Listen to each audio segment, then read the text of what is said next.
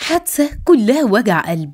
أكتر من 10 تلاميذ رايحين الصبح على مدرستهم، وعشان مفيش مواصلات آمنة يركبوها من قريتهم للمدرسة فبيركبوا في تروسيكل كلهم. لكن النهاردة التروسيكل اتقلب بيهم في مصرف حواس بقرية منقبات بأسيوط، يواجهوا كلهم الموت. لحظات رعب وصدمة انتابت الجميع.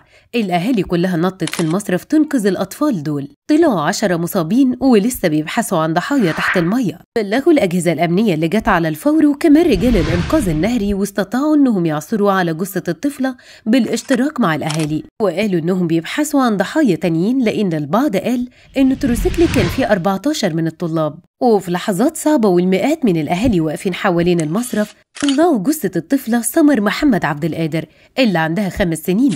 تم نقلها لمشرحة مستشفى علوان في مشهد محزن وسط صراخ الجميع. كمان الطلاب اللي تم إنقاذهم عددهم 10، وأعوامهم بين 10 ل5 سنين، وكلهم مصابين ما بين اختناق وغيبوبة، وتم نقلهم لمستشفى أسيوط الجامعي وأسيوط العام. الجهات الأمنية حررت محضر بالواقع وجاري العرض على النيابة العامة لاتخاذ الإجراءات القانونية. لكن أهالي القرية والقرى المجاورة ما زالوا عايشين في كابوس ومش مصدقين اللي حصل، لأن المصاب كبير، ومشهد استخراج جثة الطفلة أبكى الجميع.